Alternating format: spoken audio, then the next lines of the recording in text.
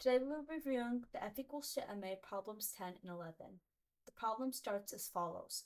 When two objects of very different masses collide, it is different to transfer a substantial fraction of the energy of one to another.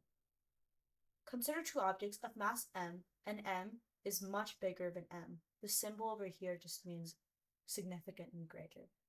So this is the context for problems 10 and 11. Let's start with problem 10. Problem 10 reads, if a lighter object is initially at rest and the heavier object collides elastically with it, what is the approximate maximum fraction of the heavier object's kinetic energy that can be transferred to the lighter object? Today, we will be reviewing a concept that we've seen in a previous video and seeing how we can apply it again in this situation.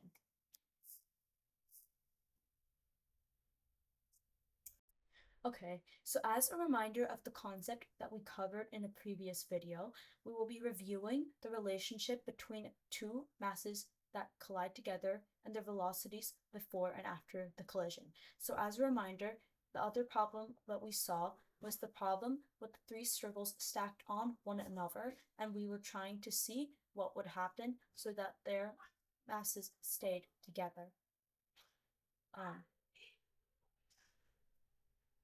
Oh, okay. So A starts out with a mass of V and collides with the resting B, and then after which A gains a mass of velocity u1 and B gains a velocity of u2.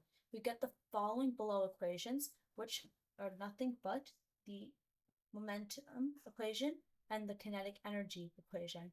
From here, we can apply difference of squared to get V plus u1 equals to u2. This will be applied in the problem we will see together. So if we look on my next slide, if we replace A with the uppercase M and B with lowercase m, and this symbol means that M is much, much less than M, so significantly less, we can use these same two formulas, and after performing some calculations, we end up getting this ratio M to M equals to 2V minus U2 divided by U2. But remember, m is to m is almost zero after all, because m is so much less than m, right? If you have like 1 divided by a million, if you get it on a number line, it'll be virtually zero. It'll end up becoming 0.000001. Well, the same applies here. That means the numerator of this value must be around 0, which means u2 must be almost the same as 2v. Plugging this in to our ratio of kinetic energies, we get that half of m of u2 squared, we want to find the ratio of half of m of u2 squared divided by half m of v squared, which is exactly what they're trying to find.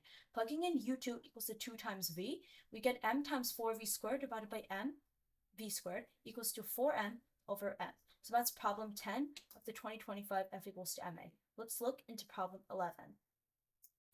Now that we've seen problem 10, let's look at the very similar problem 11.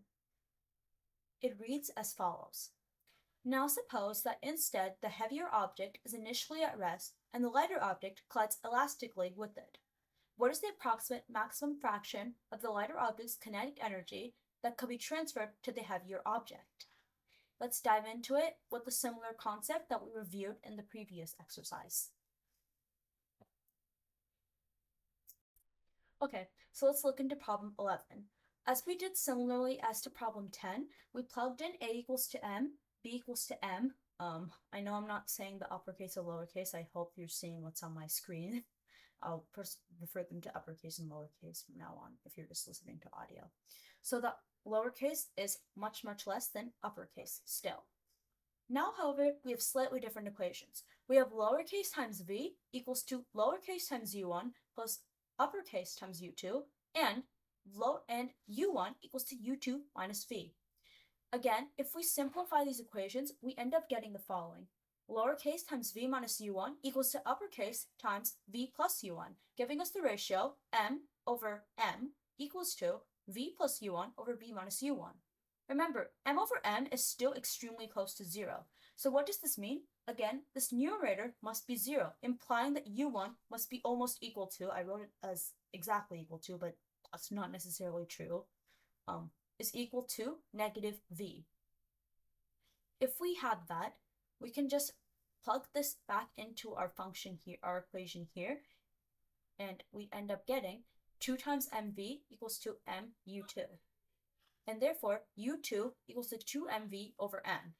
Then, plugging into the kinetic energy equation, we get half times m times 2mv over m whole squared divided by mv squared equals to 4m over n. One thing I found interesting about this is that whether the smaller mass collided with the bigger mass or the bigger mass collided with the smaller mass, it wouldn't make really much of a difference, which is kind of cool and kind of contrary to what one would think. See you in the next video.